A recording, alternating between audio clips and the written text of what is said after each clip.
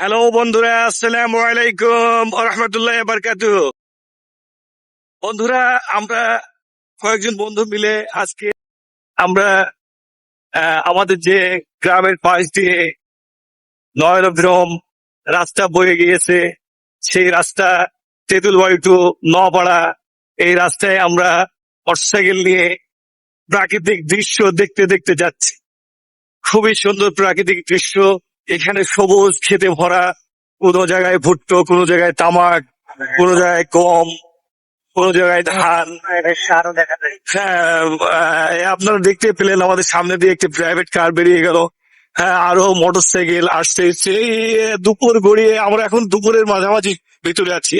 দুপুর গড়িয়ে বিকেল হলে এই রাস্তাগুলো ছেলেপেলের ঘোরার জন্য খুবই ভালো জায়গা। এখানে এসে সবাই ফিরে যাবে, প্রাকৃতিক দৃশ্য দেখে যাবে।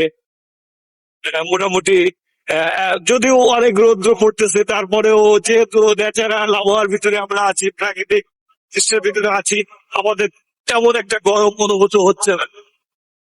বন্ধুরা, আমরা কিন্তু চলে গিয়েছিলাম, আপনাদের বলা হয়নি, আমরা কিন্তু চলে গিয়েছিলাম সেই ইন্ডিয়ার যে তার কাটার বেড়া, ওখান থেকে আমরা আসছি। চলে গিয়েছিলাম বেড়াতে বেড়াতে, ওখান থেকে আমরা ফিরে যাচ্ছি আর কি আমাদের গন্তব্যস্থলে। এর মাঝে আপনার এই যে দেখতে পাচ্ছেন মাঠে লাউয়ের যে আবাদ হয়েছে, লাউয়ের ফুল ফুটে আছে। তামাক, অবারিত জমি, অবারিত তামাক। সামনে ভুট্টা ক্ষেত দেখতে পাচ্ছেন। এই যে অনেক ছেলে মেলে যাচ্ছে, আপনারা দেখতে পাচ্ছেন, অনেক নানা দৃশ্য।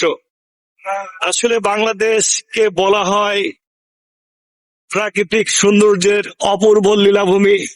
এই বাংলাদেশ সবুজ শ্যামল বাংলাদেশ, সেই বাংলাদেশেই আমাদের জন্ম, আমাদের বেড়ে ওঠা, আমাদের শৈশব কৈশোর। এখন হয়তো আমরা আমাদের যৌবন পেরিয়ে প্রৌঢ়ের দিকে চলে যাচ্ছি।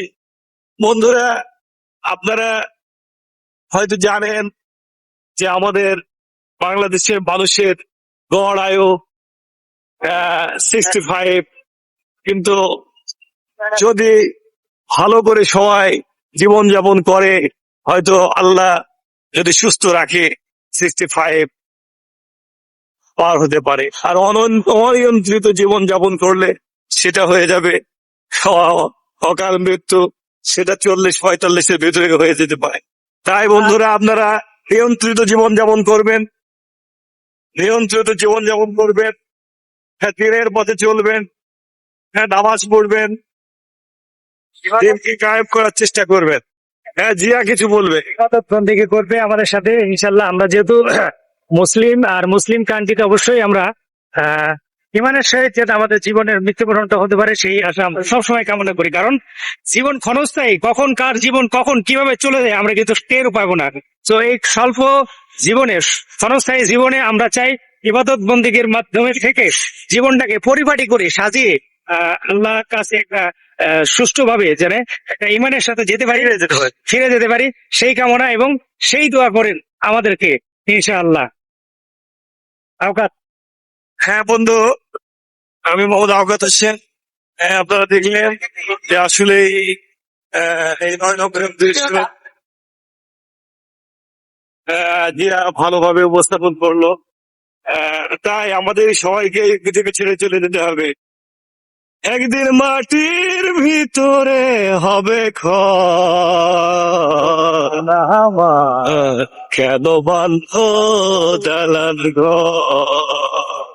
হ্যাঁ ভাই, এই গানের মতোই আমাদের একদিন মাটির ভিতরে ঘর হবে। যতই দালান কোঠা আর যত কিছুই করি, ফিরে যেতে হবে সেই স্রষ্টার কাছে, যে স্রষ্টা আমাদের সেই দুনিয়াতে পাঠিয়েছেন।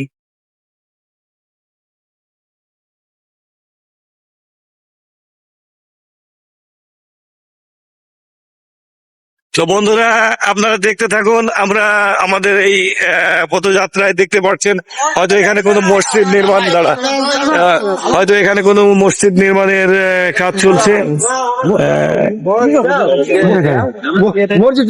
মসজিদ নির্মাণের কাজ চলছে। বন্ধুরা, এখানে আমরা দাঁড়িয়েছি, আমার বন্ধু জিয়া মসজিদ নির্মাণের জন্য কিছু টাকা দিল। এদিকে দেবে নাকি? এই সাইড যাবো? যাত্রা বিরতি ছিল। হ্যাঁ, তো বন্ধুরা আপনারা দেখতে থাকুন, আমরা আবার অন্য কোনো সময় অন্য কোনো জায়গায় লাইভ নিয়ে আপনাদের সামনে হাজির হবো। আসসালামু আলাইকুম।